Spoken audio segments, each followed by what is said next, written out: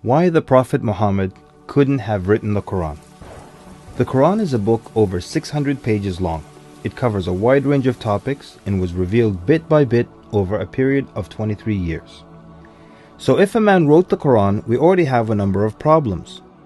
If you're going to write a book like the Quran and claim it's from God, you can't make any mistakes. The book can't contradict itself, and you have to keep it consistent as you add to it over a period of 23 years and keep the message consistent. The grammar and style also have to remain the same. If the Quran is not from God, Muhammad would have to write it himself. That means in the middle of the Arabian desert, with no books around and being illiterate, he would have to know law, civil rights law, criminal law, family law, labor law, military law, personal injury law, real estate law, and tax law. He would have to know history. With little to no Christian presence in Mecca, he would have to know the stories and events in the lives of the prophets before him, the history of past nations, Judeo-Christian religious rulings, and he would have to know it well enough to somehow offer additional information and details not found in those books.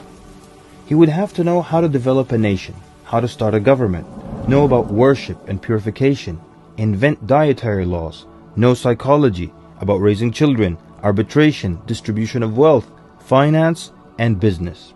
In the area of science, he would have to know embryology, oceanography, about plate tectonics, cloud formation, UV rays, know about plants, mountains, bees, the human brain, the Big Bang, and the expansion of the universe. And in order to make the book complete, he would have to have knowledge of the future so he can write things that will happen in the years to come. He would have to be a time traveler in order to insert his name and mention in the Bible. If he's claiming that the book he wrote is from God, it must not have a single solution that doesn't work. He must also keep his emotions and personal life out of the book. The book should not reflect happy times nor sad times in his life.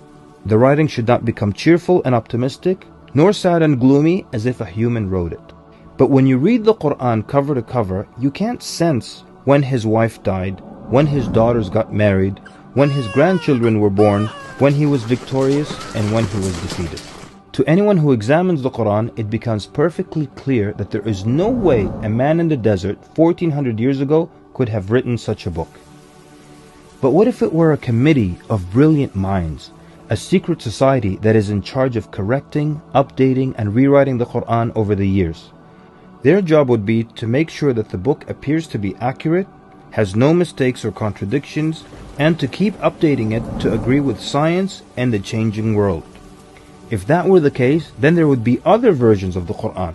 Due to edits and improvements, we would have new edited versions and old versions with mistakes.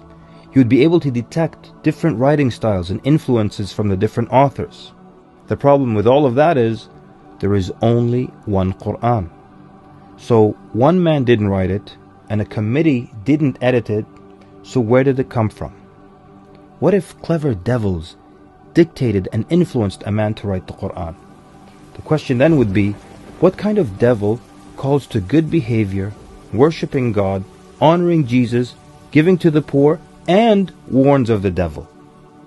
Any way you analyze the Quran, you come to a clear conclusion.